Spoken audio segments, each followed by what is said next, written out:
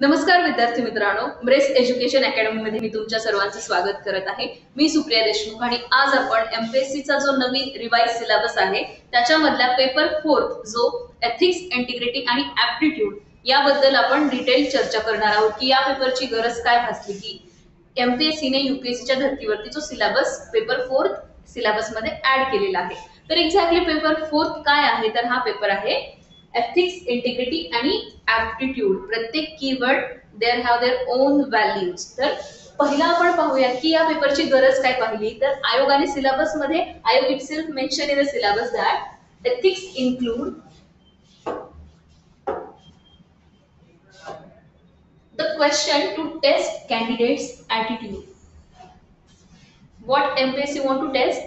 MPSC want to test candidates attitude and approach issues related to the public life and decision making ability to solve complex decision while they are on a work or field. तर या सर्व गोष्टींसाठी या ethics पेपरचे addition syllabus मध्ये केलेलं आहे। याच बरोबर या थेरोटिकल कॉन्सेप्ट सोबत आयोगाने केस स्टडी चा सेपरेट सेक्शन ऍड केलेला आहे। म्हणजे 50% weightage goes to all the theoretical part and 50% weightage given to the case study. Case study means the concepts given in the syllabus directly connected to the real life examples and to check the quality of the student to take decisions, to take actions related to the real life incidents. तर त्यासाठीच आपला हा paper 4 आहे। तर decision making ability जी विद्यार्थ्यांची आहे ती प्रिपरेशनच्या phase मध्येच डेव्हलप होण्यासाठी एथिक्स पेपरचं ऍडिशन केलेलं आहे। याच बरोबर एथिक्सचा सिलेबस काय आहे हा आपण इन डिटेल चर्चा करूया। तर विद्यार्थी मित्रांनो इथे लक्ष द्या, हा जो सर्व तुम्हाला दिसतोय हा एथिक्सचा सिलेबस आहे। सिलेबस खूप मोठा दिसतोय पण ऍक्च्युअली आपण जर सिलेबसच्या इन डेप्थ मध्ये पाहिलं तर प्रत्येक कीवर्ड आहे हा इंटरलिंक्ड आहे। म्हणजे हा पूर्ण सिलेबस तुम्हाला एक व्यवस्थितपणे अभ्यासाला गेला तर प्रत्येक कीवर्ड हा दुसऱ्या कीवर्ड सोबत इंटरलिंक झालेला आहे। तर सिलेबस आपण डिटेल मध्ये पाहूया। First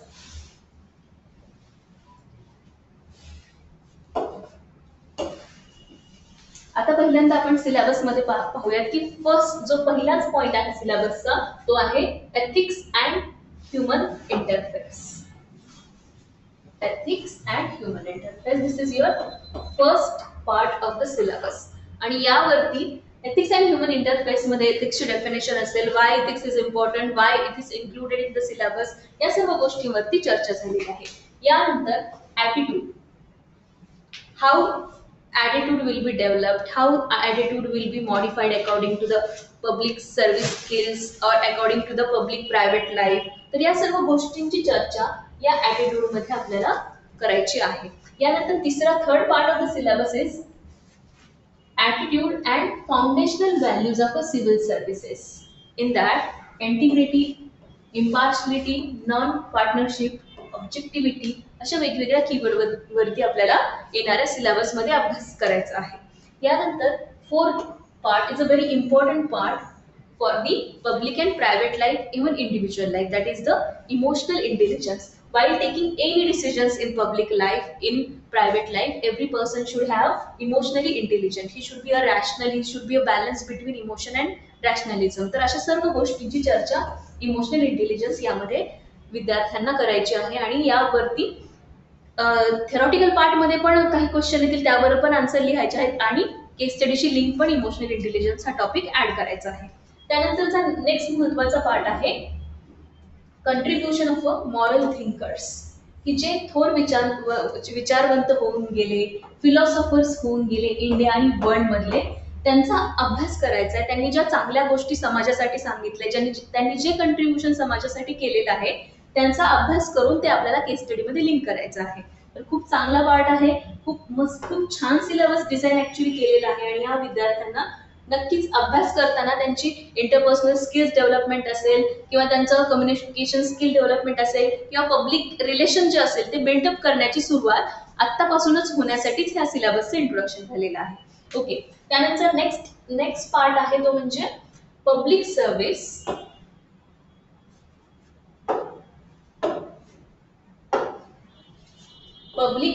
civil service values, ethics in public administration. Public civil values कोणकोणत्या आहेत, why the values are important, what is exactly value is, weightage of the value, या सर्व गोष्टी आपण या चॅप्टरमध्ये डिस्कस करणार आहोत ज्यावेळेस ऍक्च्युअल आपण सिलेबसच्या अभ्यासाला सुरुवात करूयात. यानंतर probity in governance. What exactly concept of the probity? Why probity is the one of the most virtue or one of the most value in a public life? तर या सर्व गोष्टी पाहूया. त्यानंतर work culture, quality of civil service delivery, त्यानंतर governance, probity, या सर्व गोष्टी, ट्रान्सपरन्सी, इन्फॉर्मेशन शेअरिंग, या गोष्टींची चर्चा आपण ज्यावेळेस अभ्यासाला सुरुवात करू, प्रत्येक कॉन्सेप्ट व्यवस्थितपणे, प्रत्येक कीवर्ड आणि त्याचं वेटेज आणि त्या आन्सर मध्ये कसं उतरवायचं हे आपल्या एथिक्सच्या बॅच मध्ये जी मी कंडक्ट करते त्यामध्ये आपण डिटेलमध्ये चर्चा करणार आहोत.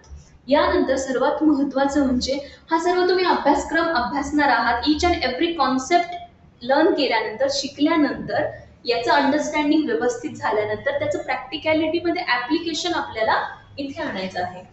फॉर एक्झाम्पल आता युपीएससीचा जर आपण मेन्सचा पेपर पाहिला, जीएस एथिक्सचा पेपर 4, तर त्यामध्ये कसं डिस्ट्रीब्युशन असतं की half paper weightage will be the core study, that is the theoretical concept, and half paper weightage should be a case study based issues. तर असं 50-50% जे वेटेज असतं, मार्क्स डिस्ट्रीब्युशन असतं, त्या अकॉर्डिंगली आपल्याला पूर्ण अभ्यासायचं आहे की पूर्ण कोर एरिया एकदा तुमचं परफेक्ट झाला तर there is no need to study separately for a case study. आणि मग हा सेपरेट अभ्यास करण्याच्या ऐवजी इंटिग्रल अभ्यास केला तर हा पूर्ण पेपर तुमचा कव्हर होईल. खूप नवीन काही शिकायचं नाहीये. ऑलरेडी आपण लहानपणीपासूनच एथिक्स शिकत आलेलो आहोत. फक्त फरक काय की जो आजपर्यंत आपण ज्या गोष्टी शिकत आलोत ना त्यांना एक व्यवस्थित आराखड्या, व्यवस्थित चौकटीमध्ये बसवायचं आहे. आणि ही चौकट आपल्याला व्यवस्थितपणे अभ्यास करून आपल्याला एक चांगला ऑफिसर बनण्यासाठी ज्या ज्या काही व्हॅल्यूज लागतात, ज्या ज्या गोष्टी लागतात त्या पेपरमध्ये आपल्याला शिकायच्या आहेत. त्यासाठी या एथिक्सच्या पेपरचं इंट्रोडक्शन झालेलं आहे. नंतर आपण ज्यावेळेस आपली बॅच सुरू होईल एथिक्स इंटिग्रिटी ॲप्टिट्यूडची, त्यावेळेस आपण प्रत्येक कीवर्ड वरती डिटेलमध्ये चर्चा करूयात. तोपर्यंत धन्यवाद.